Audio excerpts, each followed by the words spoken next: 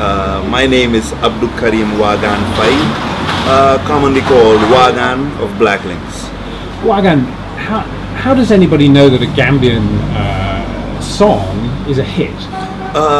There's no particular way to quantify a hit in Gambia, but somehow you get to know it. It's everywhere, as in radio, particularly radio. I mean, on everybody's phone, either as a phone ring, or which is a ringtone, or they just have the song on their phone, playing it everywhere. But I mean, somehow you kind of know. Yes. Yeah. And radio is particularly important. How many radio stations are there? If I'm not mistaken, I think just around the Greater Banjul area.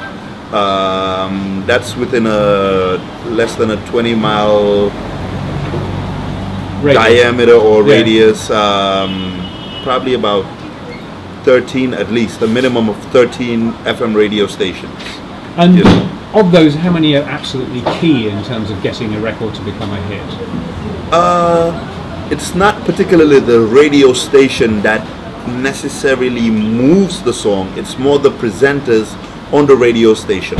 You know, you have your show on radio, and your show is particularly dedicated to a certain genre of music, or in this particular case, more on Gambian music. With the Gambian music, not particularly any genre, but we just call everything coming out of Gambia, Gambian music.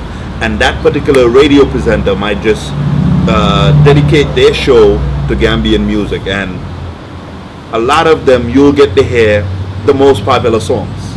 You know, so somehow, like I said, you can't quantify it, but you just hear the song everywhere. And in terms of TV music shows, how many of those are there? There are few TV entertainment and music shows, but of those I would say maybe 2 or 3 are quite relevant. You know, maybe there might be. And you're a producer of one of those shows. Yes. So describe the show to me. I produce Fila, the TV show. Started 4 years ago. I'd say one of the shows that definitely started, you know, bringing local music onto TV. You know, at least the urban local music. You know, there were other shows, but I don't think they had the street credibility per se. You know, but Fila was one of the TV shows that definitely brought that street credibility, you know, and made a lot of the artists, urban artists, want to appear on TV. Before that, few of us were kind of reluctant to appear on TV, but with that, it brought in the cool factor. People wanted to air their videos or actually appear in an interview, because I mean, you were being interviewed by people who knew the culture and knew a lot about you. Yes. So that was the difference, I think, with the other. And more credible in that way. Yeah. So how does a musician make a living in the Gambia?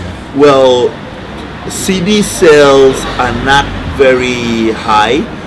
It's more through shows. And I mean, someone might call you to, if you're a big enough artist, you'll often be called to shows. And of course, through those shows, you'll be paid. You know, or then you can also organize your own shows, which through your own shows, of course, you'll generate some income. But that's where we usually try to attach CD sales with the tickets. So I'll charge you this amount, and you come in and get a free CD. So that way I can also jack up the gate price a little bit higher, make extra change, but the client feels like it's a win-win, because I mean, I'm also watching a show of a and the music artist is being promoted. Yes. You know, of an artist I'd probably just pay to go watch, but I'm also getting a CD. So you also organize an event called Open Mic. Yes, the Open Mic and Open Mic Festival.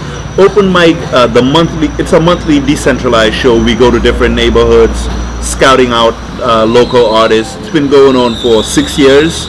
And the Open Mic Festival at the end of the year in December is presently the biggest local event. So how many people turn up for it?